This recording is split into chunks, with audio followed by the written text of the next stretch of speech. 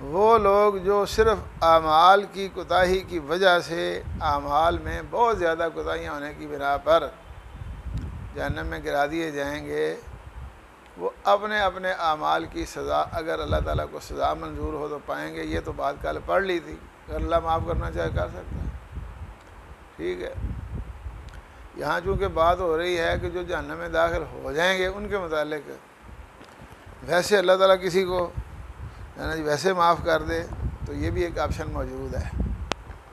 لیکن ایسا نہیں ہوتا تو ہمارے رسول اللہ صلی اللہ علیہ وسلم نے فَأَمَاتَهُمُ اللَّهُ إِمَاتَةً، ان کو اللہ تعالیٰ مار دیں گے۔ تو پھر ان میں بھی اللہ تعالیٰ نبی اکرم صلی اللہ علیہ وسلم نے فرمایا ہے یحد لی حدا، میرے لیے تحدید کر کے بتائیں، اجازت دیں گے سفارش کی، تو میں جن جن لوگوں کے متعلق سفارش کی اجازت ملتی جائے گی کرتا جاؤں گا، اور پھر ان لوگوں کو جہنم سے نکال کر جنت میں آب حیات کی نہر میں زندہ کر کے پہنچا دیا جائے گا۔ تو اب یہ لوگ نہ تو اقرار اور تصدیق میں کسی خلل کی وجہ سے جہنم میں گرائے جائیں گے، ان کا اقرار بھی ٹھیک ہوگا، تصدیق بھی ٹھیک ہوگی، کیونکہ ان کے اندر تو تجزی نہیں، اگرچہ کیفیت میں اختلاف ہے، الگ بیان کیا ہے، دل کی معرفت میں فرق ہو سکتا ہے، لیکن بہرحال تصدیق ہے یا نہیں، یہ دو ہی صورتیں ہیں، اور اسی طرح اقرار ہے یا نہیں۔ تو ان لوگوں کے محض اقرار میں، نہ اقرار یا دل کی کیفیت اور تصدیق میں خلل کی بنیاد پر ان کو جہنم میں گرایا جائے عملی کوتاہی کی وجہ سے، اور عملی کوتاہی بھی سنگین کوتاہی جس کی بنیاد پر ان کے اعمال میں یہ خلل واقع ہو گیا کہ ان کا وزن ہی کوئی نہیں۔ تو پھر اللہ تعالیٰ کہیں گے نکالو، کرتے کرتے یہ بات آئے گی۔ یہ بات میں اصل یہ کر رہا تھا کہ یہ یکدم یہ لمحہ نہیں آ جانا کہ اللہ تعالیٰ کہے گا جس کے دل میں ایک رائی کے دانے کے برابر ایمان ہے اس کے لے آؤ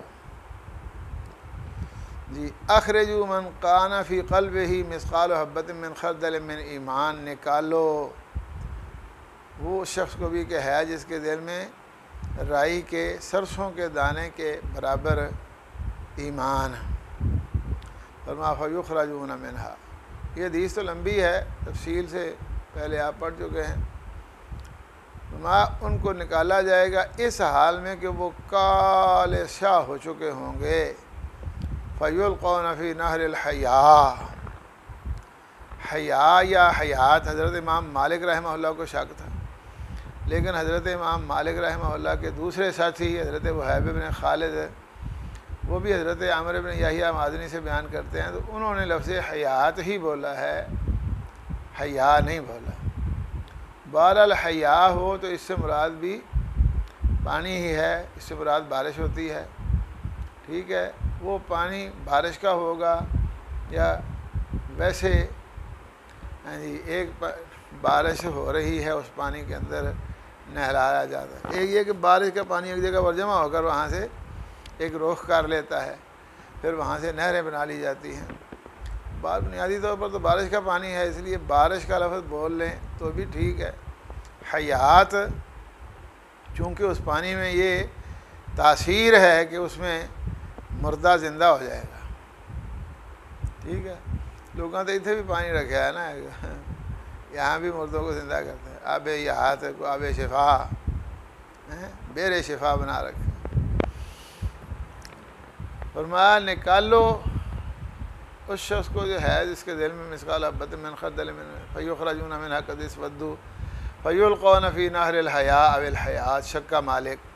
حضرت امام مالک نے شک کے ساتھ یہ لفظ بیان کیا ہے کہ حیاء کا لفظ بولنا ہے یا حیات۔ فرمایا فینبتون کما تنبت الحبۃ فی جانب السیل، پس وہ اگیں گے، ظاہر ہوں گے جس طرح کہ اگتا ہے بیج سیلاب کے قریب۔ سیلاب کے قریب پانی کی تاثیر سے، سیلاب کی وجہ سے مٹی میں ایسی کہتے ہیں ذرا نم ہو تو مٹی ہے ذرا بڑی زرخیز ہے ساکی، تو یہ نمی کی وجہ سے جلدی جو ہے نا، آپ دیکھتے ہیں یہاں کچھ بھی نہ بویا جائے تب بھی وہاں کوئی نہ کچھ نہ اندر سے ذخائر نکل آتے ہیں۔ فرمایا جس علم تری انہا تخرج صفراء ملتویہ، کیا آپ نے نہیں دیکھا کبھی کہ بے شک نکلتا ہے وہ زرد سا پیج کھاتے ہوئے، ملتویہ لپٹا، یعنی جلدی جلدی، جس طرح ایک چیز اس طرح گھومتے ہوئے نکلتی ہے نا، وہ تیزی سے نکلتی ہے۔ اس طرح راتی کچھ بھی نہیں ہوتا، سویرے جا کے جناب لہلہا رہے ہوتے ہیں۔ قال وہیب حدثنا عمرو الحیات، حضرت امام عمر بن یحییٰ مازنی نے جب ہمیں یہ حدیث پڑھائی تو انہوں نے حیات کا لفظ بولا تھا، ٹھیک ہے۔ اور اگر جی دوسرے الفاظ کی طرف دیکھیں تو تھوڑا فرق ان میں بھی ہے۔ اخرج من کان فی قلبہ مثقال حبۃ من خردل من خیر، اب خیر کے لفظ میں مزید وسعت ہے کہ اس کے دل پر اس کے اعمال کا اثر ہے یا نہیں، ٹھیک ہے۔ ایک انسان جی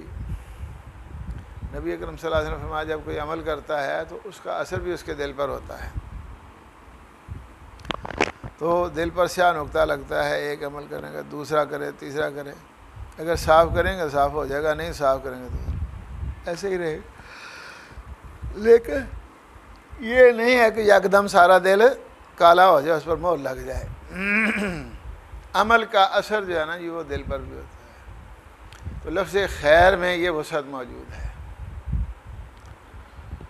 اللہ اکبر۔ تو یہاں اہل ایمان کے عمل کی بنیاد پر درجہ ایمان کا فرق جو ہے نا وہ ثابت ہو جاتا ہے۔ یہ حدیث یہ 7 مرتبہ آتی ہے، یہاں پہلی مرتبہ ذکر ہوئی ہے۔ یہ حدیث ایسی ہے جس میں جناب امام بخاری رحمہ اللہ نے تمام گروپوں کی رہنمائی کا انتظام کیا ہے۔ وہ لوگ جو یہ کہتے ہیں کہ اعمال جزو ایمان نہیں، تو ایسے لوگوں کو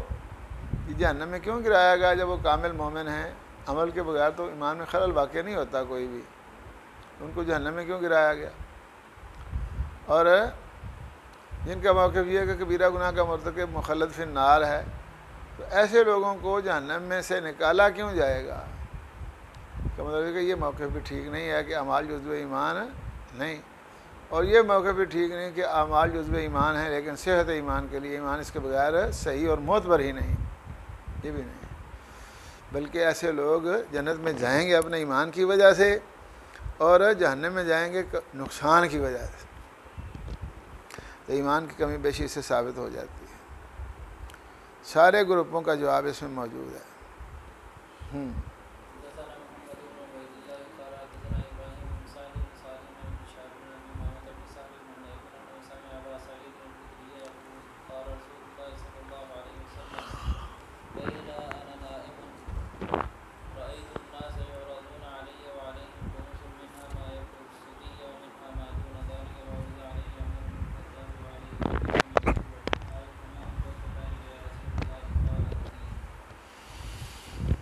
ہاں جی، حضرت امام بخاری رحمہ اللہ کے شیخ محمد بن عبید اللہ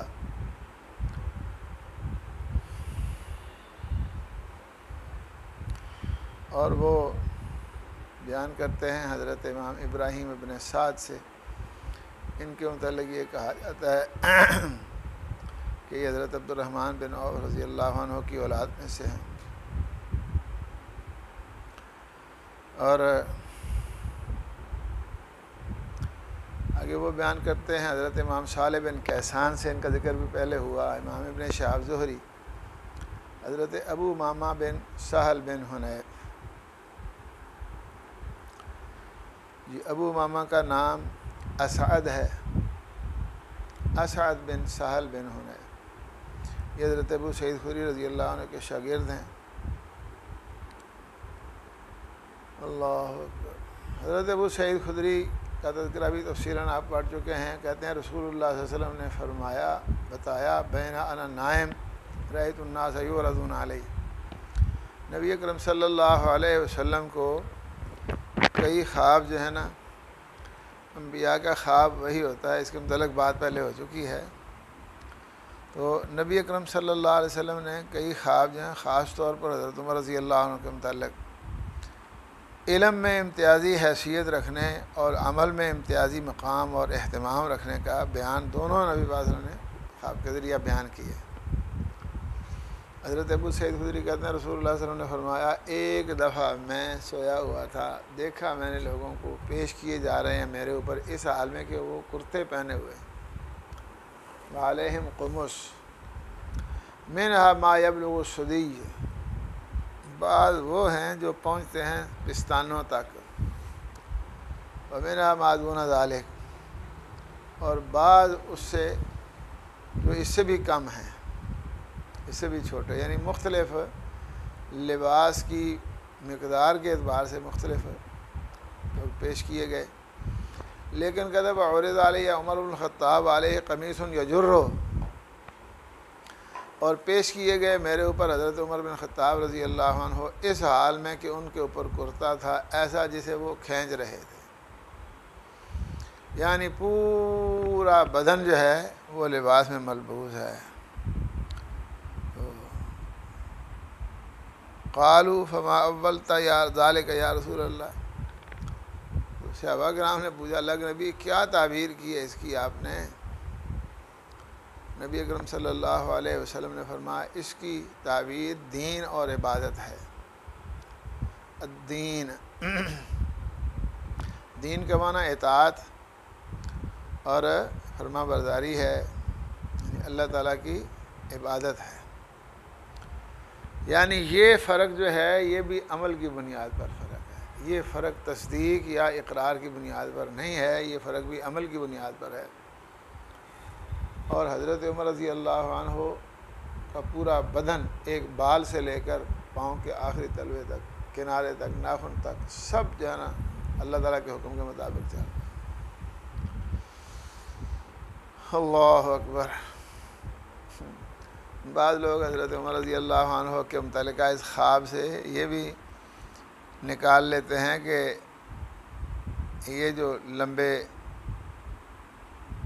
کپڑے پہنتے ہیں، شلوار لمبی ہو، کرتا لمبا ہو یا پجامہ لمبا ہو، یہ ٹھیک ہے، یہ حضرت عمر رضی اللہ عنہ کو نبی پاک صلی اللہ علیہ وسلم نے خواب میں اس حالت میں دیکھا ہے اور اس کی پھر باقاعدہ تعبیر بیان کی ہے۔ اس کا مطلب یہی ہے کہ وہ عام حالات میں اللہ تعالیٰ کے احکام کی پابندی کرتے تھے اور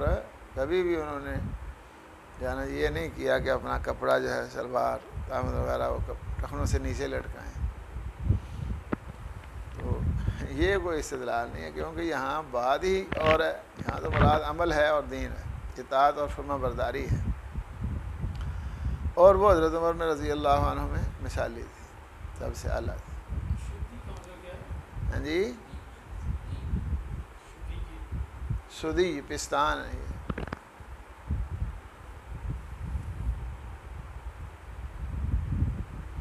یہ حدیث یہاں پہلی مرتبہ ذکر ہوئی، 4 مرتبہ آتی ہے صحیح بخاری۔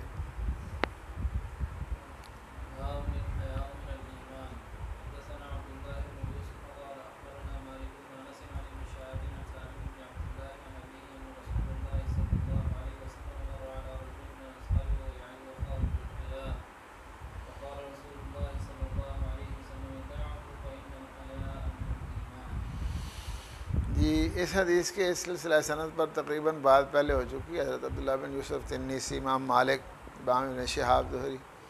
البتہ حضرت سالم بن عبداللہ، حضرت عبداللہ بن عمر رضی اللہ عنہ کے بیٹے، اللہ اکبر، حضرت عمر بن خطاب رضی اللہ عنہ کے پوتے ہیں، اور بہت بڑے محدث ہیں یہ بھی، حضرت عبداللہ بن عمر رضی اللہ عنہ کے اکثر بیان جو ہیں وہ حضرت سالم یا پھر ان کے ایک شاگرد حضرت نافع تھے۔ امام مالک رحمہ اللہ اکثر جو ہے سالم اور نافع کا ذکر موطا میں کرتے تھے۔ تو یہ کہا جاتا تھا حضرت عمر رضی اللہ عنہ کے سارے بچوں میں سے حضرت عمر کے سب سے زیادہ مشابہ حضرت عبداللہ تھے، اور حضرت عبداللہ کے تمام بیٹوں میں سے سب سے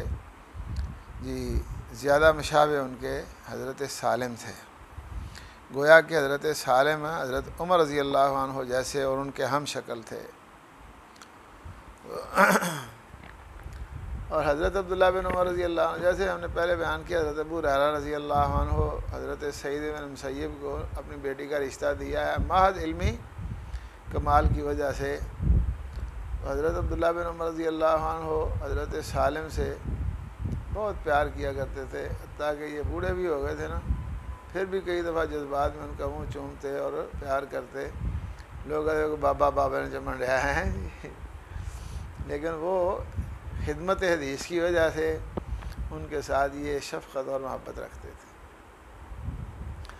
حضرت عبداللہ بن عمر کا تذکرہ تفصیلاً پڑھا ہے آپ نے، کہتے رسول اللہ صلی اللہ علیہ وسلم مر علی رجل من الانصار وهو یعظ اخاہ فی الحیاء، ایک ایسے شخص کے پاس سے گزرے جو انصار میں سے تھے، اس حال میں کہ وہ اپنے بھائی کو حیا کی وجہ سے جھڑک رہا تھا۔ بعض روایات میں الفاظ ہیں کہ ینہا، تیری حیا لے ڈبی سانو کیوں جانا جی لے، اور بعد میں یزجر کے الفاظ بھی ہیں، اپنے بھائی کو حیا کی وجہ سے ڈانٹ رہا تھا کہ تیری شرم جو ہے نا وہ ہمیں گرم کر جائے گی، تو ہمیں ہمارا کام خراب کرے گی تیری وجہ سے، تیری حیا کی وجہ سے۔ نہ تو اپنی ایسے حیا کی وجہ سے اپنے حق کا پورا اہتمام کروا سکتا ہے اور نہ کسی سے بات کرتا ہے، بہت زیادہ نقصان ہوتا ہے مالی۔ تو رسول اللہ صلی اللہ علیہ وسلم نے فرمایا دا ہو فإن الحیاء من الایمان، اس طرح دی بات جڑی کوئی ضرورت نہیں ہے۔ اللہ اکبر، اگر آپ کو کوئی نقصان ہوا بھی ماڑا موٹا، پتہ نہیں اس کا کیا متبادل انتظام اللہ تعالیٰ کر دیں گے۔ ہمارے رسول اللہ صلی اللہ علیہ وسلم نے فرمایا دعہ فإن الحیاء من الایمان، حیا ایمان کا شعبہ ہے۔ اس کی بات تفصیلاً پہلے ہو چکی ہے، اور حیا کا مطلب کیا ہے اور اس کی کیا کیا کیفیات ہیں، کیا کیا صورتیں اور قسمیں ہیں، یہ بھی بات پہلے بیان ہو چکی ہے۔ فرمایا چھوڑ دو اس کو، فإن الحیاء من الایمان، بے شک حیا کرنا، حیا والا ہونا یہ ایمان والا ہونے کی نشانی ہے، کیونکہ حیا انسان کو برائیوں سے روکتی ہے اور نیکیوں کی طرف رغبت دلاتی ہے اور پہنچاتی ہے۔ یہ حدیث یہاں پہلی مرتبہ ذکر ہوئی اور 2 مرتبہ آتی ہے صحیح بخاری میں۔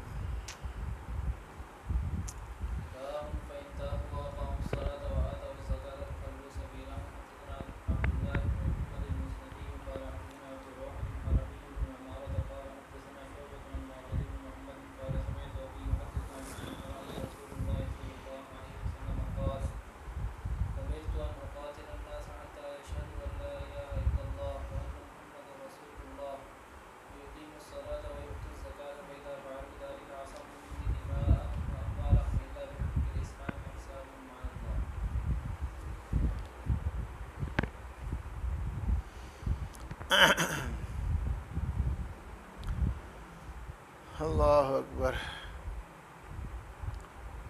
یہ باب انتہائی اہم ہے۔ اس میں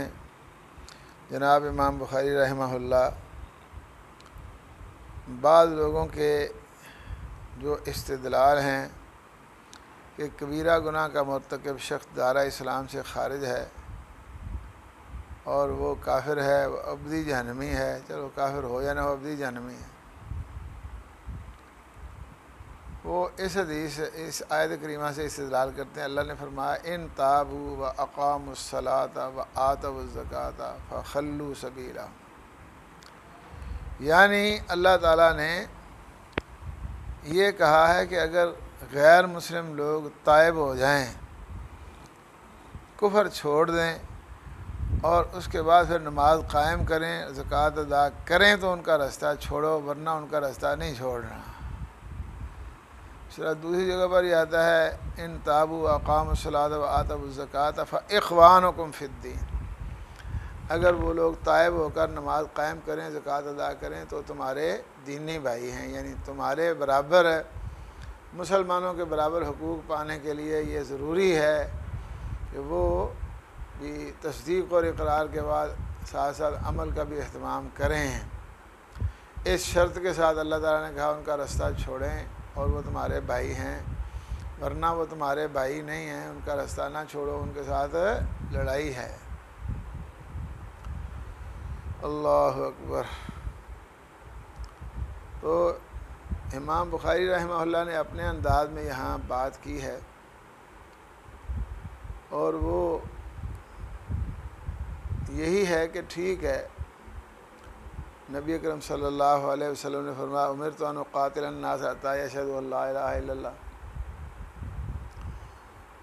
یعنی اس سے بظاہر معلوم ہوتا ہے کہ آخرت کی بات اپنی جگہ ہے، لیکن دنیا کے اندر بھی یہ شرط ہے کہ انسان اعمال اسلام کا اہتمام کرے،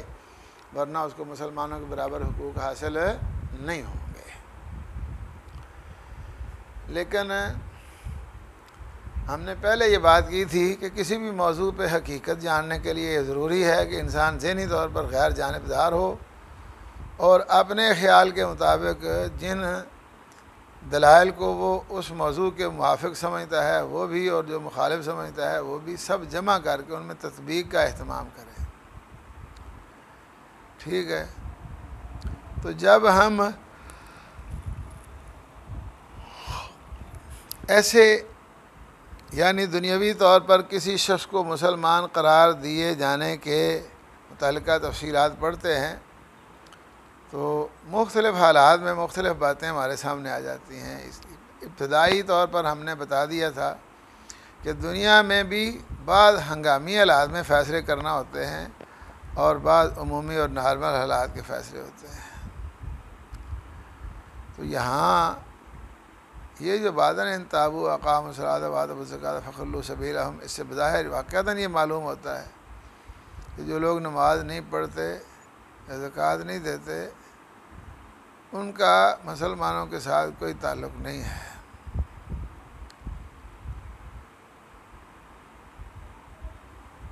لیکن جب ہم دیگر شواہد اور دلائل کو دیکھتے ہیں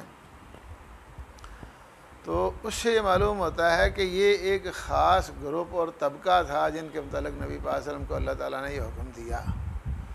ورنہ ویسے نبی پاک صلی اللہ علیہ وسلم نے کبھی ایسے بات نہیں کی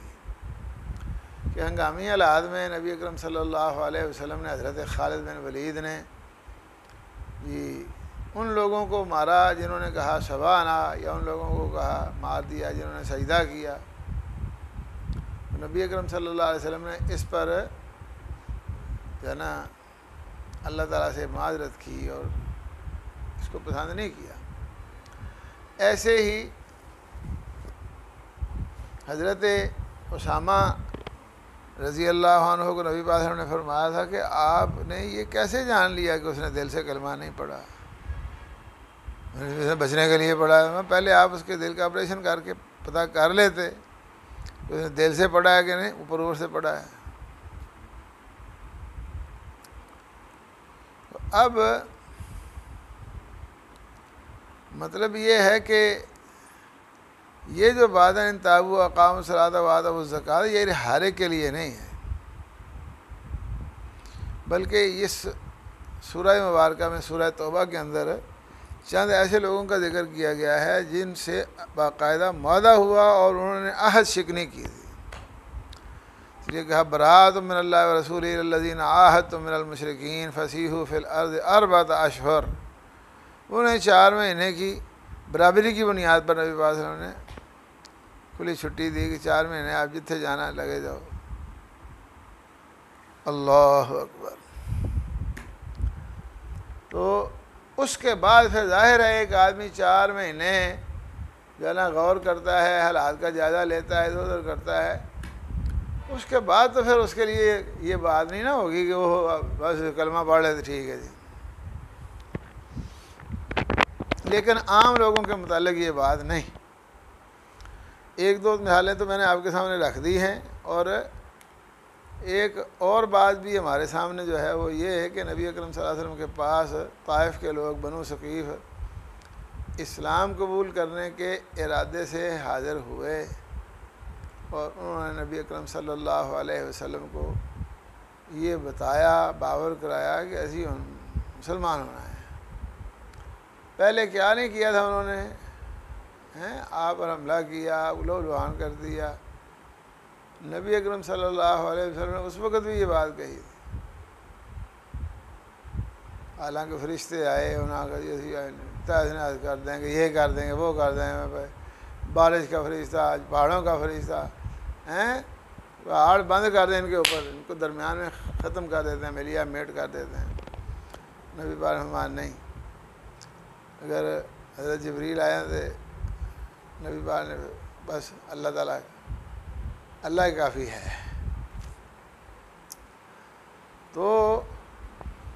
یہ لوگ جب آئے بعد میں، تفصیلی واقعہ آپ کو سننا بھی دابود سے مل سکتا ہے، انہوں نے کہا جی اسی بڑا کچھ کیتا ہے پر ہوں اسی مان گئے ہاں، لیکن اسلام تو قبول کریں گے اور کچھ شرائط ہیں ہماری۔ نبی اکرم صلی اللہ علیہ وسلم ایسی باتیں سننے کے لیے عموماً تیار نہیں ہوتے تھے۔ اللہ اکبر کہ کسی کی شرط پوری کریں اور وہ مسلمان ہو، نہیں، اللہ اکبر، مسلمان کوئی ہوتا ہے ہو، نہیں ہوتا نہ صحیح۔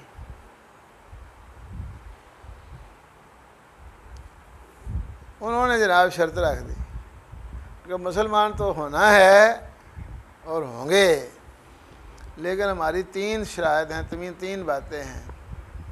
اللہ یحشروا ولا یعشروا ولا یجبوا، یہ کہ نہ ان کو اکٹھا کیا جائے، ذرا تو جہاد کر دیں، آ جاؤ آ جاؤ آ جاؤ آ جاؤ، ایسے نہیں مرنا کوئی بھی۔ بعض لوگوں کو مرنے سے بڑی نفرت ہوتی ہے، حالانکہ مرنے والی کون نفرت والی بات ہے کہ بندے کے اختیار میں ہے چیز، مرنا تو سب نے ہے۔ اللہ اکبر، اس لیے پرانے لوگ یا صوفی لوگ کہا کرتے تھے مرنے سے پہلے مر جاؤ، اپنے آپ کو ایسے سمجھو جیسے نہیں ہے، وہ بھی وقت آنا ہی ہے نا۔ اللہ اکبر۔ تو بہرحال ہے،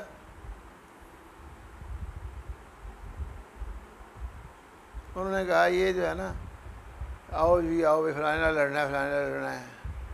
لڑائی کرنی ہے، لڑنا یہ، اور دوسرا یہ ولا یعشروا، عشر بھی نہیں لیا جائے گا ہم سے، اور ولا یجبوا، ابھی چودھری لوگ نے سر اچے سرداراں دے، یہ سر نیچے کرنا ہے نہیں بارے ساڈے، تسی آندے ہو بھی نیواں کرو، کردیں تھلے ہی ٹر جاؤ، ہیں اللہ ایسی تو نہیں۔ نبی اکرم صلی اللہ علیہ وسلم نے کیا فرمایا؟ آپ صلی اللہ علیہ وسلم نے فرمایا کہ 3 باتیں آپ کی، 2 ہم مان لیتے ہیں، 1 تسی ساڈی مان لو۔ وہ کہنے وہ کیڑی؟ آپ نے فرمایا اللہ یعشروا ولا یحشروا، نہ ہم آپ کو جہاد کے لیے بلاتے ہیں نہ پیسے مانگتے ہیں۔ وہ جو ابھی پرانے تھے، اثر ان کے اوپر تھا پہلے ہی رسول عالج کا، انہوں نے سمجھا جان بھی بچی مال بھی بچیا، صاحب کو بچ گیا، جو سر نیواں کرنا چاہیے۔ ان کو یہ نہیں پتا تھا کہ ہم اب مخلص ہو کر سر نیچے کریں گے تو اس کا کیا اثر ہونا ہے۔ اللہ اکبر۔ بہرحال اس سے جو بات میں سمجھتا ہوں یا بیان کرنا چاہتا ہوں وہ یہ ہے کہ نبی اکرم صلی اللہ علیہ وسلم نے نماز جو سب سے پہلا اور سب سے بڑا عمل ہے، زکوٰۃ کی ادائیگی، جو ہے نا، یہ ایک وقت کے ساتھ وابستہ ہے، اور اسی طرح لڑائی کے لیے کوئی ہر وقت ہوتی ہے، کوئی بات نہیں، لیکن نماز ہر وقت ہے۔ تو چونکہ ان لوگوں نے یہ شرط رکھی تھی، اس لیے نبی پاک صلی اللہ علیہ وسلم نے کہا کہ نہیں، لیکن زکوٰۃ کی چھٹی دے دی۔ اس کا مطلب یہ ہے کہ یہ چیزیں جو ہے نا، انتابوا اقاموا الصلاۃ وآتوا الزکوٰۃ، یہ ایک خاص گروپ ہے جس کے متعلق جنہوں نے عہد شکنی کی تھی، ان کے متعلق نبی پاک صلی اللہ علیہ وسلم، چونکہ ان کی طرف سے بد عہدی اور غدر ثابت ہو گیا، عہد شکنی ہو گئی، اس لیے ان کے لیے اللہ تعالیٰ نے یہ شرائط رکھی تھیں، ورنہ عام حالات میں یہ بات نہیں ہے۔ ٹھیک ہے۔